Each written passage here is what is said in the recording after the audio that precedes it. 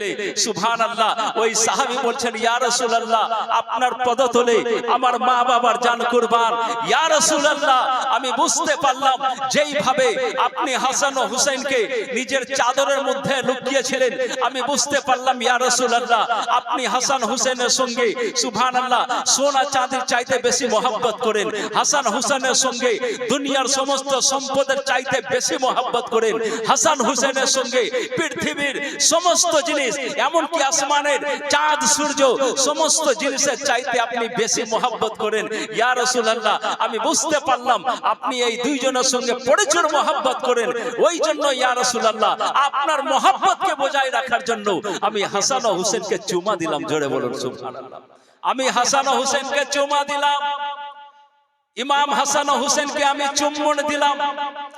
চুম্বন দেওয়া যদি হারাম থাকতো, চুম্বন দেওয়া যদি নাজায়েজ থাকতো, তো আমার নবী বলতেন যে তুমি এটা জাহান্নামের কাজ করেছো। কিন্তু কুরবান হয়ে যান সুন্নি মুসলমান।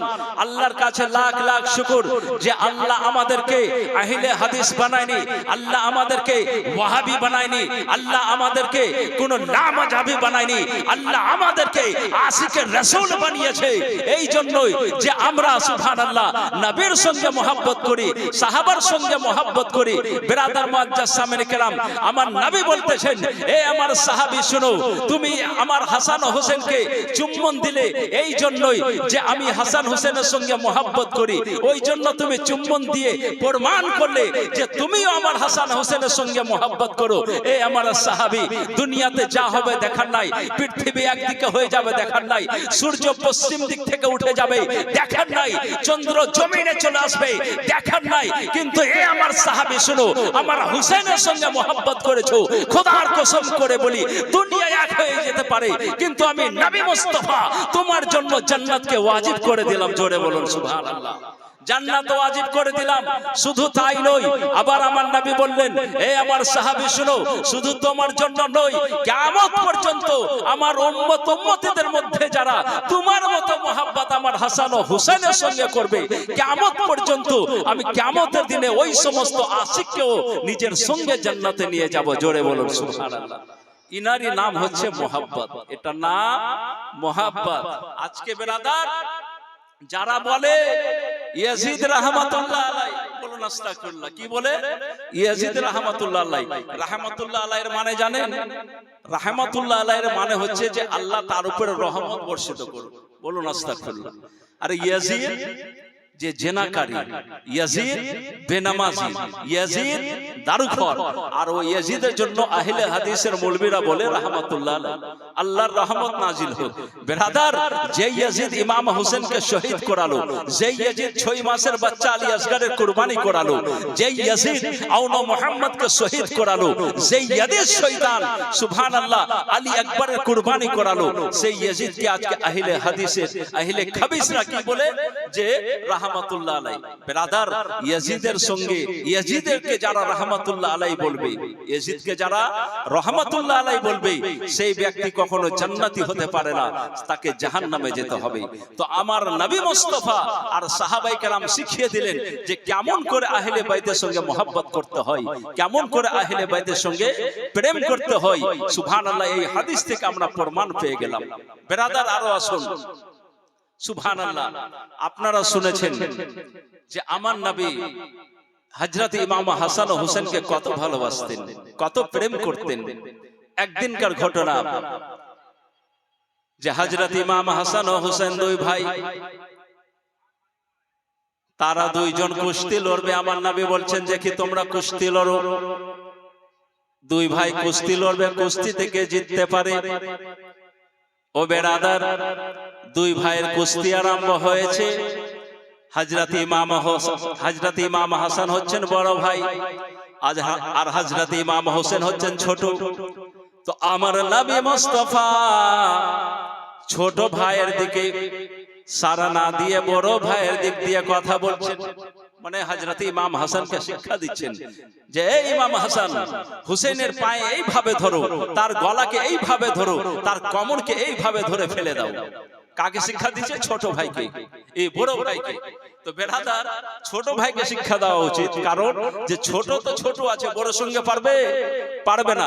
কিন্তু আমার নবী মুস্তাফা হযরত ইমাম হুসাইনকে শিক্ষা না দিয়ে হযরত হাসানকে বলছে এইভাবে ধরো, ওইভাবে ধরো, গলাটা এইভাবে ধরো। তো হযরত ফাতেমাতুজ জোহরা রাদিয়াল্লাহু তাআলা আনহা তিনি দরজা থেকে দেখছেন, বাড়ির দরজা থেকে দেখার পরে আসলেন, আসার পরে বললেন, ইয়া রাসূলুল্লাহ, আপনাকে আমি দেখলাম যে আপনি ছোট ভাইয়ের দিক থেকে কথা না বলে হযরত ইমাম হাসানকে আপনি শিক্ষা দিচ্ছেন যে এইভাবে ধরো, ওইভাবে ধরো, আমি বুঝতে পারলাম না। আমার নবী বলছেন, ফাতেমা তুমি বুঝতে পারবে না, তুমি কি দেখতে পাও না? ফাতেমা বলছে, ইয়া রাসূলুল্লাহ, আমি কি দেখতে পাবো? আমার নবী বলছেন যে আমি ইমাম হুসাইনের দিক থেকে আমি এই জন্যই বললাম না যে সুবহানাল্লাহ, আসমান থেকে হযরত জিবরিল আমিন ইমাম হুসাইনকে শিক্ষা দিয়েছে, আর এই জমিনের মধ্যে আমি নবী মুস্তাফা ইমাম হাসানকে শিক্ষা দিলাম। জোরে বলুন সুবহানাল্লাহ। তো বিরাদার, ইমাম হাসান ও হুসেন আমার নবী মুস্তাফার দুটা ফুল। কি আছে? দুটা ফুল। এই দুটা ফুলকে বিরাদার মুআজ্জাজ সামনে কেরাম তারা মনে করলো ইয়াজিদের লোকেরা যে এই দুটা ফুল, তো একটা ফুল হযরত ইমাম হাসানকে, কথাগুলো বোঝার চেষ্টা করবেন, একটা ফুল হযরত ইমাম হাসানকে আগে তারা শহীদ করে দিল, করলো কি না? বিষ খাওয়িয়ে। তারপরে আর কটা ফুল বেঁচে থাকে? একটা ফুল। কে থাকে? হযরত ইমাম হুসাইন রাদিয়াল্লাহু তাআলা আনহু। হযরত ইমাম হুসাইন তিনি হচ্ছেন দ্বিতীয় ফুল। ইয়াজিদ আর ওই ফুলের পাতাগুলো পাপড়ি হচ্ছে কি? আচ্ছা, ফুলের যদি পাপড়ি পড়ে যায় তো ওই ফুল আর থাকবে? বলেন, ফুলের পাপড়ি যদি পড়ে যায় তো ফুল থাকবে? ওই ফুল আর থাকবে না। ফুলটা নিজের ইচ্ছাতে নিজের মনে বসে যাবে আর অটোমেটিক ফুলটা শুকিয়ে যাবে, পাপড়ি যদি না থাকে। তো হযরতে ইমামে হুসেন রাদিয়াল্লাহু তাআলা আনহু কারবালাতে আসলেন, একটা আমার নবী মুস্তাফার তরফ থেকে সুবহানাল্লাহ একটা জান্নাতি ফুল হয়ে, বলুন সুবহানাল্লাহ। আর ওই ফুলের পাপড়ি ছিল কে? ওই ফুলের পাপড়ি সুবহানাল্লাহ হযরতে আলী আসগর 6 মাসের বাচ্চা। ওই ফুলের পাপড়ি হচ্ছে সুবহানাল্লাহ হযরতে আউন মুহাম্মদ। ওই ফুলের পাপড়ি হচ্ছে আব্বাস আলমগীর। ওই ফুলের পাপড়ি হচ্ছে আপনার সুবহানাল্লাহ আলী আকবর। ওই ফুলের পাপড়ি হচ্ছে সুবহানাল্লাহ শহীদানে কারবালা। ইয়াজিদ মনে করলো এক এক করে যদি ফুলের পাপড়িকে আমি যদি ছিন্ন বিচ্ছিন্ন করে দিই তো অটোমেটিক হুসাইন শুকিয়ে যাবে, তাই কি না? ইয়াজিদের এটা মন্তব্য যে ফুলের পাপড়িগুলোকে আমি এক এক করে যদি ছিন্ন বিচ্ছিন্ন করে দিই তাহলে হুসাইন নিজে নিজেই শেষ হয়ে যাবে। ওই জন্য ইয়াজিদ কারবালার মাটিতে, কারবালার সরজমিনে বিরাদার মুআজ্জাজ আব্বাস আলমগীরকে শহীদ করলো, কারবালার ময়দানে আউন মুহাম্মদকে শহীদ করলো, কারবালার সরজমিনে সুবহানাল্লাহ আলী আসগর 6 মাসের বাচ্চাকে শহীদ করলো। শহীদ করার পর ইয়াজিদ মনে করলো এবার পাপড়ি শেষ করেছি, ফুল শেষ হয়ে যাবে। ফুলকে শেষ করার জন্য হযরত ইমামে হাসান, হযরত ইমামে হুসেনকে শহীদ করলো। কিন্তু বিরাদার মুআজ্জাজ সামনে কেরাম, ইয়াজিদ জানছিল না যে ইমামে হুসাইনের যে পাপড়িগুলো আছে এই পাপড়িগুলো কারবালাতে শেষ হবে না, এই ফুলের পাপড়িগুলো কারবালার মধ্যে সমাপ্তি থাকবে না। বিরাদার, ইয়াজিদ ফুলের পাপড়িকে যখনই ছড়িয়ে দিল, ওই ফুলের পাপড়ি সুবহানাল্লাহ চতুর্দিকে ছড়িয়ে গেল। কোন জায়গাতে বাগদাদ শরীফে যখন ফুলের পাপড়ি পড়লো তো সুবহানাল্লাহ গাউসে পাক হয়ে চমকালেন। জোরে বলুন সুবহানাল্লাহ। ওই হুসেনের পাপড়ি, ওই হুসেনের ফুলের পাপড়ি আজমিরে যখন পড়ে গেল তো খাজা গরিব নওয়াজ হয়ে চমকালেন। ওই ফুলের পাপড়ি সুবহানাল্লাহ দিল্লিতে যখন পড়লো তো নিজামউদ্দিন আউলিয়া হয়ে চমকালেন। ওই ফুলের পাপড়ি সুবহানাল্লাহ যখন সুবহানাল্লাহ যখন মখদুমে সিমনার দরবারে গেল তো মখদুমে সিমনা হয়ে চমকালেন। ওই ফুলের পাপড়ি সুবহানাল্লাহ সুবহানাল্লাহ যখন আমাদের বাঙালে পড়ে গেল তো সুবহানাল্লাহ আখিয়ে পাক হয়ে চমকে গেলেন। বলুন সুবহানাল্লাহ। ইয়াজিদ মনে করলো ফুলের পাপড়ি ঝরিয়ে দিব, ইমাম হুসেন শেষ হয়ে যাবে, কিন্তু জানে না নবী মুস্তাফার ফুল, জান্নাতি বাগানের ফুল যতই ঝরানোর চেষ্টা করবে ততই বেশি ফুটে যাবে। জোরে বলুন সুবহানাল্লাহ। তো বিরাদার, আমরা হচ্ছি মুসলমান, আমরা হচ্ছি ইমাম হুসেনকে মাননেওয়ালা, ইমাম হুসেনকে মাননেওয়ালা। বিরাদার মুআজ্জাজ সামনে কেরাম, আজকে এই মাহফিল যে এত সুন্দরভাবে সাজানো হয়েছে একমাত্র আমরা এসেছি কার মহব্বতে? হুসেনের মহব্বতে। আর এই মহব্বত যদি কবুল হয়ে যায় তো ইনশাআল্লাহ কিয়ামতের দিনে জান্নাতি। কারণ আমার নবী বলেছেন মাম্মাতা আলা হুব্বে আলে মুহাম্মাদিন সাল্লাল্লাহু আলাইহি সাল্লাম মাতা মুমিনান। বলুন সুবহানাল্লাহ। আমার নবী বলছেন যে ব্যক্তি আমার আলের সঙ্গে আমার আহলে বাইতের সঙ্গে মহব্বত করে মরল সে মুমিন হয়ে মরল, আর মুমিনের জন্য জান্নাত ওয়াজিব আছে। বলুন সুবহানাল্লাহ। আরো আমার নবী বলেছেন ওয়া মাম্মাতা আলা বুগজে আলে মুহাম্মাদিন সাল্লাল্লাহু আলাইহি সাল্লাম মাতা কাফিরা। আমার নবী বলেছেন যারা আমার আহলে বাইতের সঙ্গে আমার হাসান ও হুসেনের সঙ্গে দুশমনি করে মরল, আমার নবী বলছেন সে কাফির হয়ে মরল। জোরে বলুন সুবহানাল্লাহ। তো ইয়াজিদ আমার হুসেনের সঙ্গে মোহাব্বত করে মরেছে না দুশমনি করে? দুশমনি করে। তাহলে ইয়াজিদকে আমরা কি বলবো? সরাসরি আমরা কাফির বলবো। আর যারা ইয়াজিদকে রাহমাতুল্লাহ আলাইহি বলে, একজন কাফিরকে যখন কেউ রাহমাতুল্লাহ আলাইহি বলে সেও কাফির হয়ে যায়। ওই জন্য আহলে হাদিসের পিছনে আমরা নামাজ পড়ি না। আহলে হাদিসের সঙ্গে আমরা তাদের বাড়িতে লাওয়া দাওয়া করি না। আহলে হাদিসের সঙ্গে বেটি লাওয়া দাওয়া করি না। আহলে হাদিসের সঙ্গে বেটা লাওয়া দাওয়া করি না। এই জন্যই যে তাদের ঈমানই নেই। আর যার ঈমান নেই, আজকে মুসলমান বুঝে না, ওই জন্য কি করে যে মেয়ের বিয়ে দেয় কার সঙ্গে? আহলে হাদিসের সঙ্গে নিজের মেয়ের বিয়ে দিয়ে দেয়। তো বেরাদার, যখন মেয়ের বিয়ে দেয় তো বেরাদার এই বিয়েটা টিকবে না। কারণ আহলে সুন্নাতের যারা আছে, আহলে সুন্নাতের জামাতের লোক, তারা হচ্ছে মুসলমান। তারা কে? মুসলমান, মুমিন। আর যারা আহলে হাদিস তাদের কুফরের কারণে, আমার নবীর গুস্তাখের কারণে তাদের ঈমান শেষ হয়ে গেছে। তাহলে বেঈমানের সঙ্গে ঈমানদারের বিয়ে হবে? কখনো হবে না। আর কেউ যদি জবরদস্তি বিয়ে দেয়, যতদিন তাদের সংসার চলবে হারাম চলবে, যত সন্তান জন্ম নেবে সেই সমস্ত সন্তান জড় সন্তান জন্ম নেবে, সেই সমস্ত সন্তান জড় হবে। যারা ইমাম হুসাইনের সঙ্গে দুশমনি করে, ইয়াজিদকে রাহমাতুল্লাহ আলাইহি বলে, তাদেরকে আমি সুবহানাল্লাহ, তাদেরকে আমি মানুষই মনে করি না। আজকে অনেকে বক্তব্য দেয় যে সবাই এক হও। কি বলে? সবাই এক হও। কারণ যে বাতিল ফিরকা যারা আছে, বজরংওয়ালা আরো যত দল আছে, মুসলমানদের উপরে অত্যাচার করছে, ওই জন্য বলা হচ্ছে সবাই এক হও। তো বেরাদার, আমি নিজের কথা বলি, এই নারা আমি পছন্দ করি না, যে সবাই এক হও, এটা আমি পছন্দ করি না। এই জন্যই আমি মাদ্রাসায় পড়াই, আমি হাদিসের কিতাব পড়াই, তাফসীর পড়াই। পড়ানোর সময় বাচ্চাদেরকে আমি শিক্ষা দিই, নিজের কথা বলি, বাচ্চাদেরকে আমি শিক্ষা দিই যে এ বাবু শোনো, এই বাবু শুনে নাও, বজরংওয়ালাদের কাছে যারা বাতিল ফিরকা আছে তাদের সামনে, তাদের সঙ্গে জিহাদ করতে গিয়ে নিজের গলা কাটিয়ে দেবে, কিন্তু গলাকে বাঁচানোর জন্য ওয়াহাবিদের সঙ্গে নিজের হাত মিলাবে না। জোরে বলুন সুবহানাল্লাহ। আমি এটা শিক্ষা দেই, কারণ যারা হুসাইনের দুশমন, আমার নবীর গুস্তাখ, সে আমার কখনো হতে পারে না। জান দিয়ে দিতে পারি, তাদের সঙ্গে আপোষী করতে পারি না। তো বেরাদার আসুন, তো আমি বলছিলাম যে হযরত ইমাম হুসেন রাদিয়াল্লাহু তাআলা আনহু যখন কারবালাতে শহীদ হলেন, শহীদ হওয়ার পর হযরত ইমাম হুসেনের মাথাকে বল্লমে দিয়েছিল, তাই কি না? বল্লমে দিয়ে, আর আহলে বাইতের যত লোক ছিল সমস্ত লোককে তারা আপনার বান্দি বানিয়ে, কায়দি বানিয়ে তারা নিয়ে চলে যাচ্ছে কোথায়? শাম দেশ, ইয়াজিদের দরবার। যাওয়ার সময় হযরত ইমাম হুসেনের মাথা বল্লমের উপরে নেজার মধ্যে রয়েছে। রাস্তা যেতে আরম্ভ করেছে, রাস্তা চলছে, ঢোল বাজনা সমস্ত জিনিস কিন্তু বাজতে আরম্ভ হয়েছে।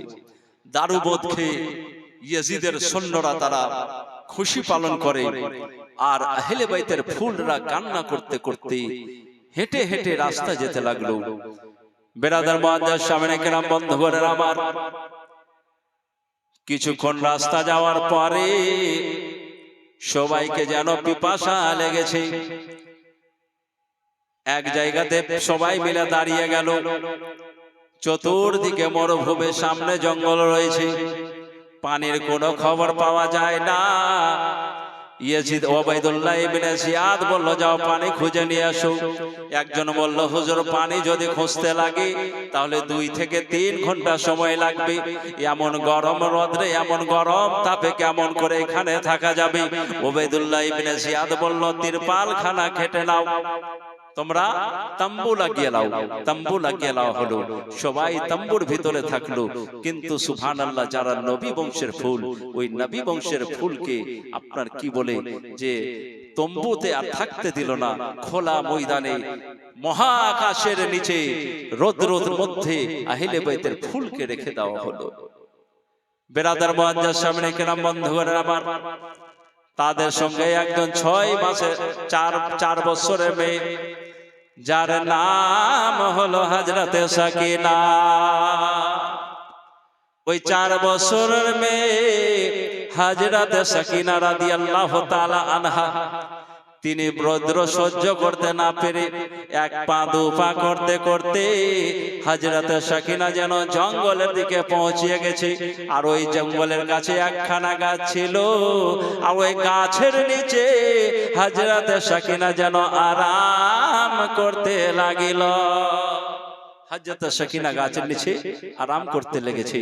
এই দিকে তারা পানি পেয়েছে, পানি পান করলো। পানি পান করার পর তারা রাস্তা যেতে আরম্ভ করে দিল। কিন্তু তারা ভুলে গিয়েছে যে হযরত সাকিনা গাছের কাছে গিয়ে শুয়ে আছে, এটা খবর আর কেউ জানে না, ভুলে গিয়েছে। কিছুক্ষণ রাস্তা গেল, যাওয়ার পরে সুবহানাল্লাহ, যার হাতে হযরত ইমাম হোসেনের মাথা ছিল, যার বল্লমে হযরত ইমাম হোসেনের মাথা ছিল, ওই বল্লম খানা তার হাত থেকে ছুটে গেল আর জমিনের মধ্যে পড়লো। জমিনের মধ্যে যখন পড়েছে তো বল্লমটা বেশি না, একটুক বল্লম জমিনে ঢুকেছে। ঢুকার পরে আটকে গেছে জমিনে। ওই লোকটা চিন্তা করছে, বল্লম উঠানোর চেষ্টা করলো, বল্লম উঠাতে পারছে না, কোনো মতেই পারে না। আরেকজন আসলো, বল্লম উঠাতে পারছে না। আরেকজন আসলো, বল্লম উঠাতে পারে না। এইভাবে এক এক করতে করতে 10 জন আসলো, বল্লম উঠাতে পারছে না। অথচ একটা বাচ্চা ছেলে তুলে নিত, কিন্তু তারা 10 জন মিলেও বল্লম উঠাতে পারে না। তারা চিন্তায় হয়ে গেল। ওবাইদুল্লাহ ইবনে জিয়াদকে বলতে লাগলো, হুজুর আমরা 1 জন নয় 2 জন নয় 10 জন মিলে চেষ্টা করলাম, কিন্তু বল্লম খানা আর উঠাতে পারলাম না। ওবাইদুল্লাহ ইবনে জিয়াদ বলে, আমাদের দ্বারা আর হবে না, যাও যাও হযরতে জয়নাল আবেদিনকে জিজ্ঞাসা করে নাও যে বল্লম খানা কেন উঠানো যায় না। ওই ওবাইদুল্লাহ ইবনে জিয়াদের লোকেরা হযরতে জয়নাল আবেদিনের কাছে গেলেন। যাওয়ার পরে বলতে লাগলেন, হুজুর যেই বল্লমে আমার হোসেনের মাথা রাখা আছে, ওই বল্লম খানা জমিনে পড়ে গিয়া আর একটু জমিনের মধ্যে ঢুকেছে, কিন্তু আমরা 1 জন নয় 2 জন নয় 10 জন মিলে বল্লম খানা উঠানোর চেষ্টা করলাম, কিন্তু হুজুর বল্লম খানা একটু লড়াতে পারলাম না। বল্লম খানা লড়াতে পারলাম না। হযরতে জয়নাল আবেদিন বললেন, দাঁড়াও, তোমাদের দ্বারা হবে না, আমি একটু আমার আব্বা হোসেনের সঙ্গে একটু কথা বলে নি। জোরে বলুন সুবহানাল্লাহ। আমার হোসেনের সঙ্গে একটু কথা বলি। আচ্ছা, ইমাম হুসাইন তিনি কি কথা বলতে পারবেন? তিনার তো শরীর নেই, তিনার তো কিছুই নেই, শুধু মাথা আছে। বেরাদার মুআজ্জাজ সামনে কেরাম, কিন্তু হযরতে জয়নাল আবেদিনের আকীদা হলো যে শহীদ যারা হয়েছে, কোরআন বলছে তারা মুর্দা নয়, তারা জিন্দা আছে। জোরে বলুন সুবহানাল্লাহ। আর ওরকম আশিক যখন সুবহানাল্লাহ এখনো মাওলা ইমাম হুসাইনের মাজারে তিনার রওজা থেকে যখন ইমাম হুসাইনকে সালাম করে, যদি সচ্চা আশিক থাকে তো আমার হুসাইন তাকে সালামের জবাব দেয়, আর ওই সচ্চা আশিক আমার ইমাম হুসাইনের সালামের জবাব শুনতে পান। জোরে বলুন সুবহানাল্লাহ। হযরত জয়নাল আবেদিন বললেন, চিন্তা করতে হবে না, আমি আমার আব্বা হোসেনের মাথার সঙ্গে একটু কথা বলে নি। হযরত জয়নাল আবেদিন একাই গেলেন। যাওয়ার পরে বলতে লাগলেন, আব্বা হুজুর ব্যাপারটা কি বুঝতে পারছি না, এই বল্লম খানা মাটিতে একটু গিয়েছে আব্বা, কিন্তু 10 জন মিলে পারলো না, ব্যাপারটা কি আমি বুঝতে পারলাম না। আমার হোসেন সুবহানাল্লাহ এই কথা শোনার পর আমার হোসেনের ঠোঁট দুটো মনে হচ্ছে হিলতে লাগলো। জোরে বলুন সুবহানাল্লাহ। আমার হোসেনের ঠোঁটখানা হিলতে লাগলো। যখন হেঁটে লাগলো হযরতে যাইনুল আবেদিন নিজের কান মোবারক আমার হোসেনের মুখের কাছে নিয়ে গেলেন। আমার হোসেন যেন বলতেছেন, বেটা যাইনুল আবেদিন, একজন নয়, 10 জন নয়, 100 জন নয়, কুফাতে যত লোক আছে সমস্ত লোক মিলে যদি চেষ্টা করে বললাম উঠানোর জন্য, আমি হুসাইন বলতেছি সমস্ত কুফার লোক আসলেও বললাম খানা উঠাতে পারবে না, বললাম উঠাতে পারবে না। হযরতে জয়নাল আবেদিন বললেন, ব্যাপারটা কি, কেন পারবে না? আমার হোসেন বলতে লাগলেন, এ জয়নুল আবেদিন, তোমরা একটু আগে এক জায়গাতে পানি পান করার জন্য দাঁড়িয়েছিলে, তোমরা কি দেখেছো আমার 4 বছরের মেয়ে হযরতে সাকিনা 4 বছরের মেয়ে ছুটে গিয়েছে, তাকে কি তোমরা সঙ্গে নিয়েছো? হযরতে জয়নুল আবেদিন যখনই শুনলেন, হযরতে ইমাম হোসেন বললেন, এ জয়নুল আবেদিন, যতক্ষণ পর্যন্ত আমার সাকিনাকে এখানে নিয়ে আসা হবে না ততক্ষণ পর্যন্ত আমি হুসাইন বলছি বললাম খানা আগে যাবে না। জোরে বলুন। যখনই শুনলেন, শোনার পরে সুবহানাল্লাহ, হযরতে যাইনুল আবেদিন বললেন যে আমাদের সঙ্গে কি সকিনা আছে? তো সবাই তাকে দেখতে আরম্ভ করলো। যখন খোঁজাখুঁজি করে দেখলো তো হযরতে সাকিনা তাদের সঙ্গে নেই। চিন্তায় পড়ে গেল। হযরতে যায়নাব জোরে সোরে কান্না করতে লাগলেন, চিৎকার করতে লাগলেন। কেউ যেন বলতে লাগলো যে মনে হচ্ছে আমরা যেখানে পানি পান করার জন্য গিয়েছিলাম সেই জায়গাতে হয়তো আমরা হযরতে সাকিনাকে মনে হচ্ছে ভুলে এসেছি। ব্রাদার মুআজ্জাজ, এই কথা শোনার পর হযরতে যায়নাব আর দেরি না করে তাড়াতাড়ি করে কান্না করতে করতে ওই জায়গার দিকে যেতে আরম্ভ করে দিলেন। ব্রাদার মুআজ্জাজ সামনে কেরাম, হযরতে যায়নাব রাদিয়াল্লাহু তাআলা আনহা যখন বাবা ওই মরুভূমির মধ্যে পৌঁছালেন, দেখতে পেলেন জঙ্গলের সামনে একটা গাছ রাখা রয়েছে, ওই গাছের নিচে ছায়া রয়েছে, আর ওই গাছের নিচে হযরতে সাকিনাকে যেন একটি মেয়ে বোরখা পরে রয়েছে, আর ওই বোরখা পরা মেয়ে হযরতে সাকিনাকে আর কোলে নিয়ে বসে আছে। বোরখা পরা মেয়ে হযরতে সাকিনাকে কোলে নিয়ে বসে আছে। হযরতে যায়নাব 1 পা 2 পা করতে করতে আগে গেলেন। আগে গিয়ে দেখছেন যে ওই মেয়েটা জিজ্ঞাসা করছে সাকিনাকে, এই সাকিনা বলো কি হয়েছে, তুমি কান্না কেন করছো? হযরতে সাকিনা 4 বছরের মেয়ে বলছেন, আমি কান্না করব না কেন? আমার 6 মাসের একটা আমার ভাই ছিল যার নাম হচ্ছে আলী আসগর। আলী আসগরের গলাতে তীর মেরেছে আমার আলী আসগর সুবহানাল্লাহ কারবালাতে শহীদ হয়েছে। আমার নওজওয়ান ভাই কাসিম কারবালাতে শহীদ হয়েছে, আউনো মোহাম্মদ শহীদ হয়েছে। আর আমার আব্বা, যেই আব্বার বুকে আমি মাথা রেখে ঘুমাতাম, যেই আব্বার বুকে আমি মাথা রেখে ঘুমাতাম, যেই আব্বার মুখে আমি চুমো দিতাম, সেই আমার আব্বাকেও তারা শহীদ করে ফেলেছে। এইভাবে কান্না করছে। এই বোরখা পরা মেয়েটা হযরতে সাকিনাকে সান্ত্বনা দিচ্ছে এবং নিজের বুকে লাগাচ্ছে, বলছে মা চিন্তা করো না মা, আল্লাহ তোমাদের ভালাই করবে, এইভাবে সবর দিচ্ছে। হযরতে যায়নাব পৌঁছে গেল। হযরতে যায়নাব যাওয়ার পরে সুবহানাল্লাহ ওই বোরখা পরা মেয়েকে বলতে লাগলেন, মা এটা অন্য কারো মেয়ে নয়, এটা হচ্ছে আমার মেয়ে হযরতে সাকিনা। জোরে বলুন সুবহানাল্লাহ। আমাদের মেয়ে হযরতে সাকিনা। বলছেন ঠিক আছে যাও, তোমাদের মেয়ে আছে তোমরা নিয়ে যাও। সুবহানাল্লাহ। হযরতে সাকিনাকে যখন হযরতে যায়নাব নিজের কোলে নিলেন, বুকে জড়িয়ে ধরলেন, কান্না করছেন আর যেতে লাগলেন। যেতে যেতে মনে করতে লাগলেন, আল্লাহ যেই মেয়েটা আমাদের ছোট্ট মেয়ে সাকিনাকে এত সুন্দর ভাবে হেফাজত করে রেখেছে, জঙ্গলের বাঘ ভাল্লুক সমস্ত জিনিস চাইতে হেফাজত করে রেখেছে, আজকে তার ঠিকানা না নিয়ে, তার নাম না জেনে আমি এখান থেকে বিদায় নেব না, আমি এখান থেকে বিদায় নেব না। হযরতে যায়নাব রাদিয়াল্লাহু তাআলা আনহা বলতে লাগলেন, মা, বলে মা গো, এই ভয়ানক জঙ্গলে, এই মরুভূমির মধ্যে আমার সাকিনাকে তুমি এমন হেফাজতে রেখেছে মা, আমার সাকিনার কোনো কষ্ট হতে দাওনি, কিন্তু মা গো তুমি কে তোমার পরিচয় না পেলে আমি এখান থেকে যাব না, তোমার পরিচয় একটু খানা দিয়ে দাও। ওই বোরখা পরা মেয়েটা বলতে লাগলো, বলে বেটি রে আমাকে চিনতে পারলি না রে বেটি?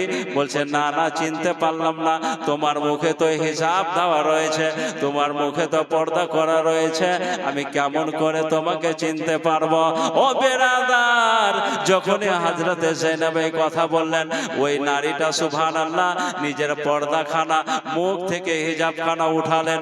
উঠানোর পরে আর বলতে লাগলেন, বেটি রে আমি অন্য কেউ নই রে বেটি, আমি হলাম তোমার মা হযরতে ফাতেমা, আমি হলাম তোমার মা ফাতেমা। হযরতে যায়েনব বলতে লাগলেন, মা গো তুমি এই জায়গাতে চলে আসলে? বলে বেটি রে আমি যখন দেখতে পেলাম যে হযরতে সাকিনা একাই জঙ্গলের মধ্যে রয়েছে, আমি ফাতেমা কিছুক্ষণ আগে কারবালা থেকে গিয়েছে রে বেটি, আর যদি হযরতে সাকিনা শহীদ হয়ে যায়, হযরতে সাকিনার যদি ক্ষতি হয়ে যায়, আমি মা ফাতেমা কেমন করে সহ্য করব? হযরতে ফাতেমা নিজের পরিচয় দেওয়ার পরে মনে হয় হযরতে যায়েনবের কাছ থেকে আর লুকিয়ে গেল, আর কোনো খবর নেই। হযরতে যায়েনব বেটি সাকিনাকে নিয়ে চলে আসলো ওই কাফেলার কাছে, যেখানে তাদের কাফেলা ছিল। ওই কাফেলা আবার যেতে লাগলো কোথায়? শাম দেশে থেকে।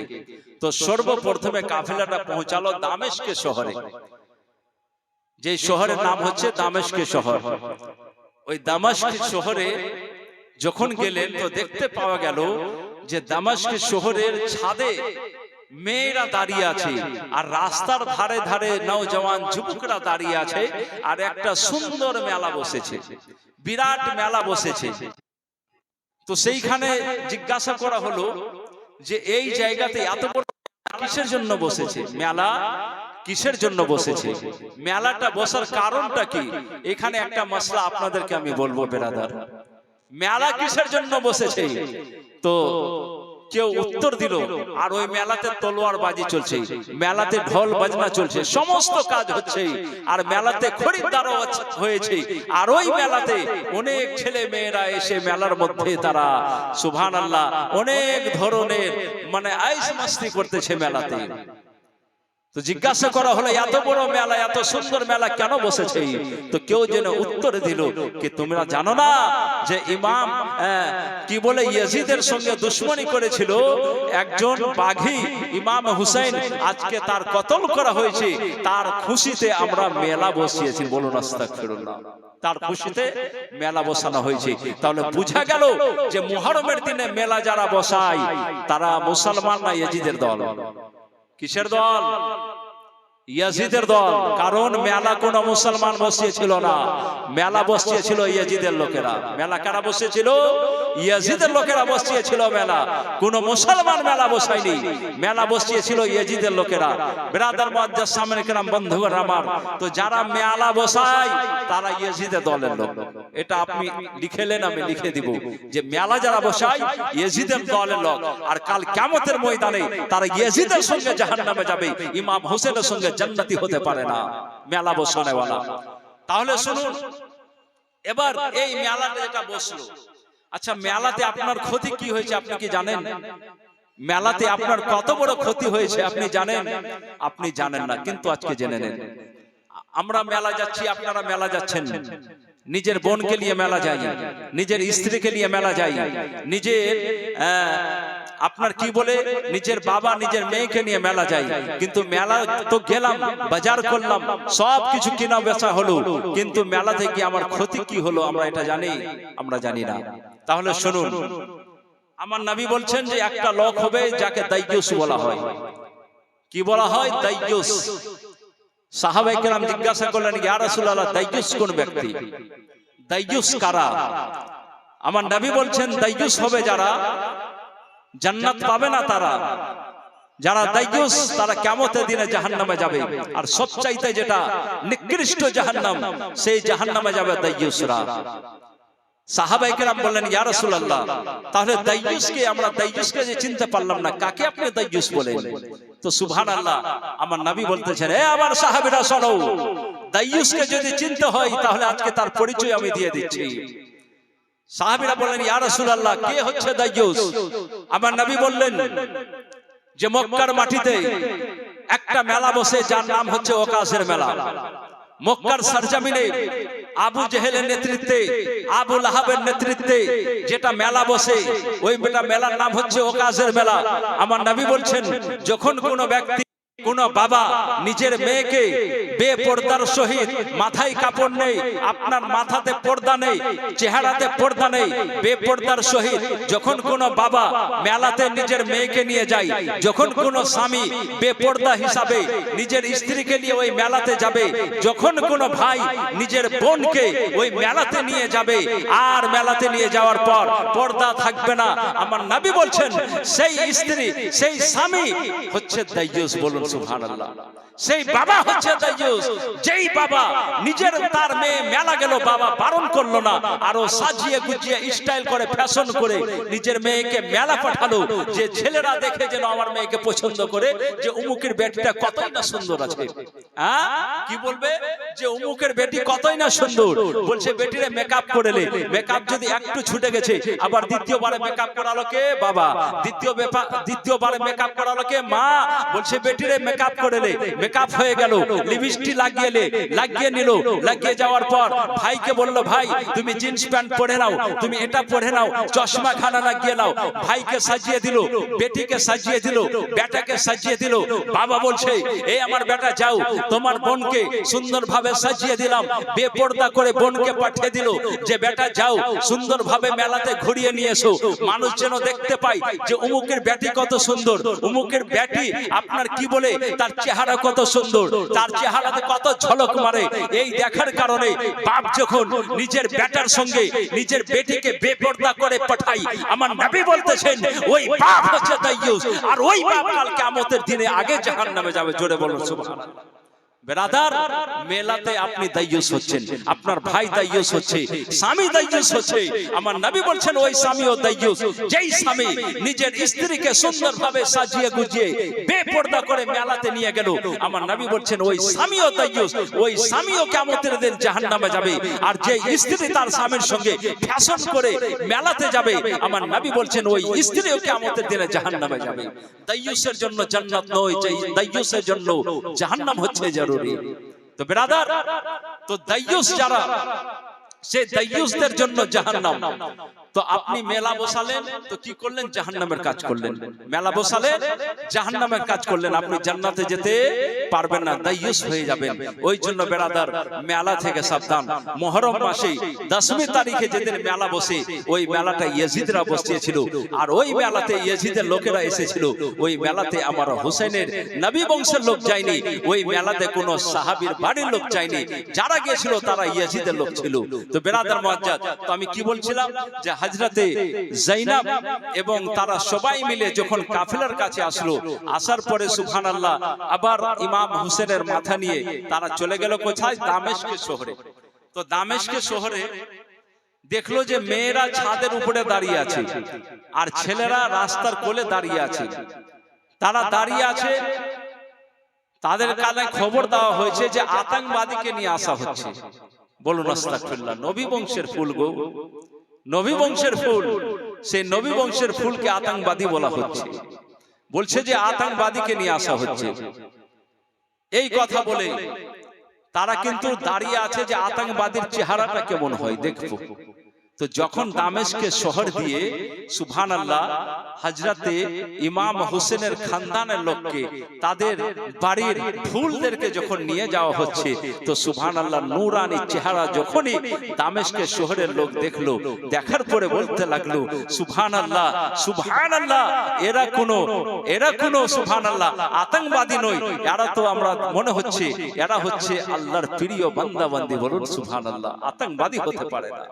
চেহারা দেখে, নুরানি চেহারা দেখে।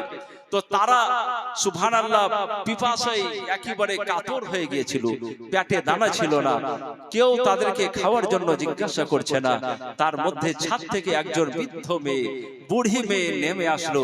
আসার পরে হযরতে যায়েনবকে বলতে লাগলো, মা তোমরা চলো আমার বাড়িতে, কারণ যে তোমাদের জন্য আমি একটু খাওয়ার ব্যবস্থা করেছি, খাওয়ার ব্যবস্থা করেছি। হযরতে যায়েনব ওই বৃদ্ধ মেয়ের সঙ্গে চলে গেলেন তার বাড়িতে। তারা সবাই মিলে যতজন কয়েদি হয়েছিল সবাইকে নিয়ে হযরতে যায়েনব চলে গেলেন। ওই বৃদ্ধ মেয়ে হযরতে যায়েনবকে আর তার সঙ্গে যারা ছিল তাদেরকে কিছু খেজুর খাওয়ার জন্য দিলেন আর পানি পান করালেন। হযরতে যায়েনব বলে, মা এত বড় কুফা শহরে মা আমরাকে কেউ এক গ্লাস পানি দিল না মা, খেজুর দিল না মা, তুমি কেমন করে আমাদেরকে পানি পান করালে, খেজুর দিলে? আমরা তো ভাবছিলাম এখানে কোনো মানুষই নেই, সবাই মনে হচ্ছে পশু বসবাস করে। ওই বৃদ্ধ মেয়েটা বলতে লাগলো, বেটি রে আমি পানি এই জন্যই দিলাম রে বেটি, আমি খেজুর এই জন্যই দিলাম রে বেটি, যে আমার বয়স আমি যখন নওজওয়ান ছিলাম, আমি যখন যুবতী ছিলাম, আমি হযরতে ফাতেমার বাড়িতে কাজ করতাম রে বেটি।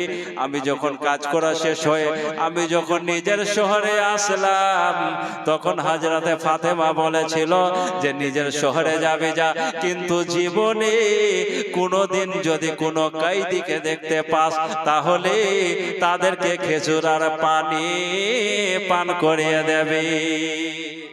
কিন্তু কে জানে কয়েদি অন্য কেউ নয়, কয়েদি হচ্ছে মা ফাতেমার বেটিরাই হচ্ছে কয়েদি।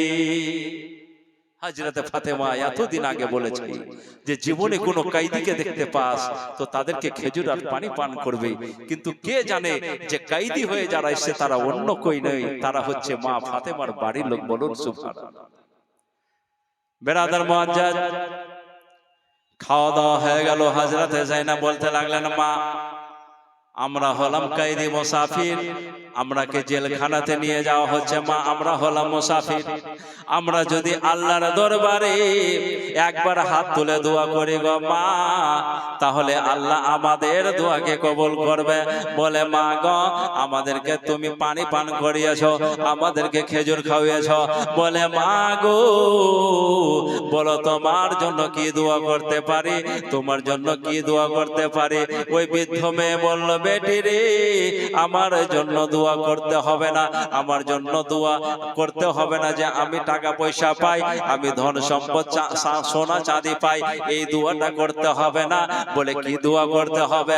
বলে, বেটি রে আমার জন্য একটা দোয়া করে দে রে বেটি, যে আমি যখন মা ফাতেমার বাড়িতে আমি যখন কাজ করতাম রে বেটি, ওই বাড়িতে একজন মেয়ে ছিল, একটি ছোট্ট মেয়ে ছিল, যার নাম হলো যায়েনব। আমি মরার আগে যেন একবার ওই যায়েনবের চেহারা দেখতে পাই, কেননা আমি যখন মা ফাতেমার বাড়িতে কাজ করতাম হযরতে যায়েনবকে আমি গোসল দেওয়াতাম, হযরতে যায়েনবের মাথাতে আমি কঙ্গি করতাম। হযরতে যায়েনব যদি আমার সঙ্গে একটু না ঘুমাতো, হযরতে যায়েনবকে ঘুম আসতো না রে বেটি, আমি হযরতে যায়েনবকে ঘুম দেওয়াতাম। বলে, বেটি রে আমার জন্য দোয়া করে দে যেন হযরতে যায়েনবকে যেন মরার আগে একবার দেখতে পাই, আর যেন ওই বাড়িতে আমি কাজ করতাম রে বেটি। আর ওই বাড়িতে দুইজন সন্তান ছিল, একজনের নাম হচ্ছে হযরত ইমামে হাসান আর একজনের নাম হচ্ছে হযরত ইমামে হোসেন। বলে, বেটি রে যেন আমি মরার আগে যেন হযরতে ইমামে হোসেনকে একবার নিজের চোখে যেন দেখতে পাই। বলে, কেন না? বলে, এই জন্যই রে বেটি, আমি যখন মা ফাতেমার বাড়িতে আমি যখন কাজ করতাম রে বেটি, ওই হযরতে ইমামে হোসেন আমাকে কতই সুন্দর আমাকে মা মা বলে ডাকতো, আমি বেটার মতো তার সঙ্গে ব্যবহার করতাম, আমি বেটার মতো ভালোবাসতাম। বলে, বেটি রে হযরতে ইমাম হোসেন, তাকে আমি খুব ভালোবাসতাম রে বেটি। যদি একবার চোখে আমি যদি ইমাম হোসেনকে দেখেনি তাহলে আমি খুব খুশি হতাম। বলে বেটি রে আমার জন্য এটাই দোয়া করে দে। বলে বেটি আমার জন্য এটাই দোয়া কর যেন মরার আগে একবার আমি হুসেনকে দেখতে পাই, মরার আগে আমি যেন একবার হযরতে যায়েনবকে দেখতে পাই, এই দোয়াটা আমার জন্য করে দে। যেমনে বলা হযরতে যায়েনবের চোখ দিয়ে বাবা ঝরঝর করে পানি পড়তে লাগলো, আর যেন দোয়া করতে পারছে না, হাত যেন ওঠে না। ওই বৃদ্ধা মেয়ে বলে বেটি রে একবার হাত তুলে দোয়া কর রে বেটি, কেন দোয়া করছো না? হযরতে যায়েনব যেন কান্না করতে করতে বললেন, মা গো আমার দোয়া করার আগে আল্লাহ তোমার দোয়া কবুল করেছে। বলে বুঝতে পারলাম না রে বেটি কেমন করে আল্লাহ আমার দোয়া কবুল করলো। বলে মা গো তুমি যখন ফাতেমার বাড়িতে কাজ করতে গো মা, যে যায়েনবকে তুমি সঙ্গে নিয়ে ঘুমাতে, যে যায়েনবের সঙ্গে তুমি প্রেম ভালোবাসা মহব্বত করতে, বলে মা গো সেই যায়েনবকে তুমি দেখতে চাও? বলে হ্যাঁ। বলে মা সেই যায়েনবকে দেখার জন্য তোমাকে আর মদিনায় যেতে হবে না। বলে কোথায় পাবো? বলে মা গো যার সঙ্গে তুমি কথা বলছো গো মা আমি অন্য কেউ নই, আমি হলাম সে যায়েনব, আমি হলাম সে যায়েনব। বলে বেটি এই অবস্থা কেন? বলে মা গো ইয়াজিদের লোকেরা আমার আব্বাকে শহীদ, আমার সমস্ত পরিবারকে শহীদ করেছে। আর হযরতে যায়েনব বলতে লাগলেন, বলে মা গো যে হোসেনকে তুমি দেখতে চাও গো মা আল্লাহ তোমার এই দোয়াও কবুল করেছে। বলে কেমন করে? বলে মা ওই যে দেখতে পাচ্ছ, ওই যে পল্লবের উপরে একখানা মাথা দেখতে পাচ্ছ? বলে হ্যাঁ, কিন্তু মাথা চিনতে পারা যায় না। বলে চেহারাতে রক্ত লেগে রয়েছে, ধুলাবালি লেগে রয়েছে মা। বলে হ্যাঁ চেহারাতে রক্ত লেগে আছে, ধুলাবালি লেগে আছে। বলে মা যাকে তুমি দেখতে চাও গো মা, যাই যে হোসেনকে তুমি দেখতে চাও মা, ওটা অন্য কারো মাথা নয়, ওটাই হলো হযরতে ইমাম হোসেনের মাথা মোবারক। জোরে বলুন সুবহানাল্লাহ। হযরতে হুসাইনের মাথা। বৃদ্ধা মেয়ে বলতে লাগলো, আল্লাহ আমি কি দেখতে পেলাম?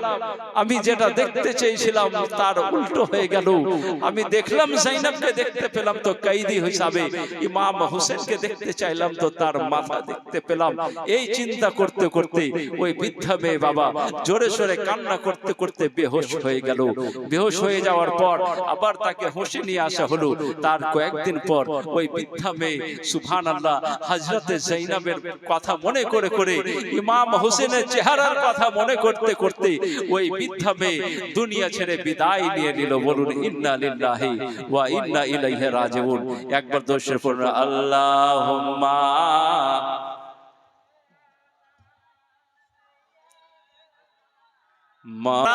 যারা মেলাতে নিজের স্ত্রীকে বেপরদা করে নিয়ে যায়, ওই বাবা দাইয়ুস যারা নিজের মেয়েকে মেলাতে পাঠায়, ওই ভাই দাইয়ুস যারা নিজের বোনকে বেপরদা করে মেলাতে নিয়ে যায়, আর দাইয়ুসের জন্য কিয়ামতের দিনে জাহান্নাম রয়েছে। ওই দাইয়ুস থেকে বাঁচতে হবে, মেলা উঠাতে হবে। তো ব্রাদার নাথ পাক বলছিলাম, কবি বলছে कि जिस रोज नबी अपना दीदार करा देंगे। जोरे बोलবেন না, আরো জোরে বলুন। ইনশাআল্লাহ নাত বলবো আপনার ঈমান তাজা হয়ে যাবে। কবি বলছেন, जिस रोज नबी अपना दीदार करा देंगे, जिस रोज नबी अपना दीदार करा देंगे, जिस रोज नबी अपना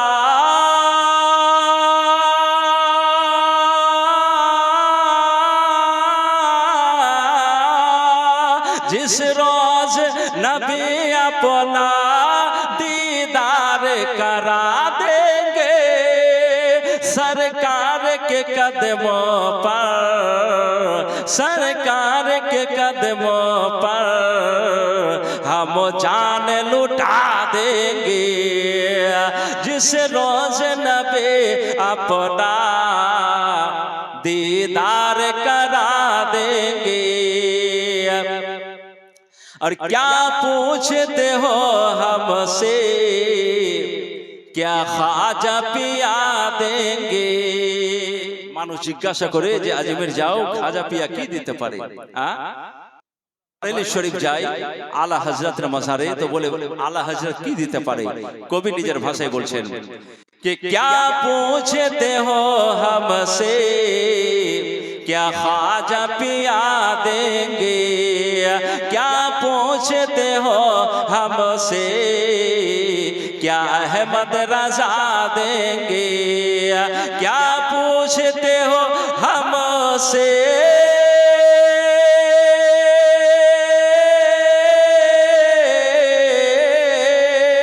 क्या पूछते हो हमसे क्या ख्वाजा पिया देंगे।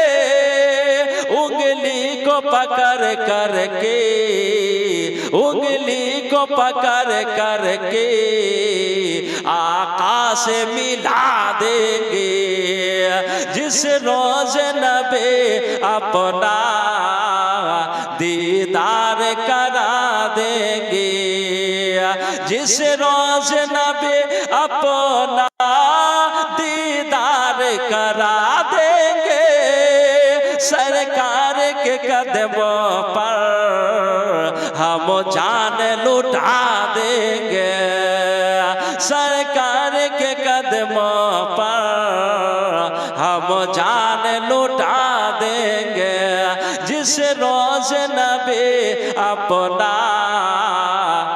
दीदार करा देंगे। तो ब्रादार একটা মশলা বলে আমি বিদায় নিব, সেটা হচ্ছে আমাদের মধ্যে কিছু শিরক কাজ উঠেছে। আমি গতকালকেও বলেছিলাম মাজারে চুম্বন দেওয়ার বিষয় নিয়ে, যে চুম্বন দেওয়া জায়েজ আছে ফের নিষেধও আছে বলেছিলাম। কারণ যে আমি যখন চুম্বন দিতে মনে করবে যে মুফতি সাহেব সাজদা করেছে, তখন সে কি করবে সাজদা করতে আরম্ভ করে দিল, তাহলে একটা জায়েজ কাম করতে গিয়ে কি করলো হারাম কাজে লিপ্ত হয়ে গেল। ওই জন্য চুম্বন দেওয়া আবার আল্লাহ হযরত নিষেধ করেছেন। তো তেমনি আমাদের মধ্যে কিছু শিরক কাজ এসেছে, ধ্যান দিয়ে শুনুন কি শিরক। আমার নবী বলেছেন যে তোমরা গায়র কওমের মুশাবাহাত কোন কাজ করিও না। যেমন গায়র কওমের লোক তারা জানোয়ার জবাই করে কিনা, পশু জবাই করে কিনা, আমরাও করি, আমরাও করি আর তারাও জবাই করে। তো তারা কেমন করে করে, তারা মূর্তির সামনে জবাই করে, আর আমরা কোন মূর্তির সামনে নই, আমরা আল্লাহর নাম নিয়ে জবাই করি। ওই জন্য আমাদের জন্য হালাল আর তাদের জবাই করা আমাদের জন্য হারাম। তো ব্রাদার, তো গায়র কওমের লোক মূর্তির সামনে জবাই করে, আমরা মূর্তির সামনে জবাই করি না, আমরা আল্লাহর নাম নিয়ে যেখানে ইচ্ছা সেখানে জবাই করে দিই। যদি মূর্তির সামনে যদি আমরাও জবাই করি তাহলে আমরা কি করব, এটা শিরক করব। কি হয়ে যাবে, শিরক হয়ে যাবে। কারণ যে তাদের মুশাহাবাত হয়ে গেল, তাদের মতো আমাদের কাজ হয়ে গেল। দ্বিতীয় নম্বর শিরক এখন প্রচুর বেড়েছে আজকে। দ্বিতীয় নম্বর শিরক এটা প্রচুর বেড়েছে। কি শিরক? আমরা আগে দেখতাম যে যখন হিন্দু ভাইদের ছেলে মেয়ের বিয়ে লাগতো কিনা, তো আমরা দেখতাম যে এই যে ঢাপ একটা নদী আছে, ওইখানে আপনার একটা ঘাট আছে, ওইখানে মেয়ের আসতো হলুদ শাড়ি পরে, আপনার কলসি নিয়ে মাথাতে, হলুদ শাড়ি পরে আসতো, মাথাতে কলসি নিয়ে এসে মাথাতে ঘাটে গিয়ে জল তুলতো। তো হলুদ শাড়ি পরে আসা, মাথাতে কলসি নিয়ে হলুদ শাড়ি পরে আসা, এটা আমাদের কাজ নয়, ওটা হচ্ছে হিন্দুদের কাজ। কার কাজ? হিন্দুদের কাজ। আজকে আমাদের মুসলমানের মধ্যে এই কাজটা খুব জেগেছে। বিয়ে হলে হলুদ শাড়ি, বিয়ে হলে থালি নিয়ে দৌড়াদৌড়ি। ব্রাদার, এটা আমাদের জন্য একদম শিরিক কাজ উঠেছে। আমরা এটা করছি, এটা একদম শিরিক। আল্লাহ সব মাফ করবে, শিরিকের গুনাহ মাফ করবে না।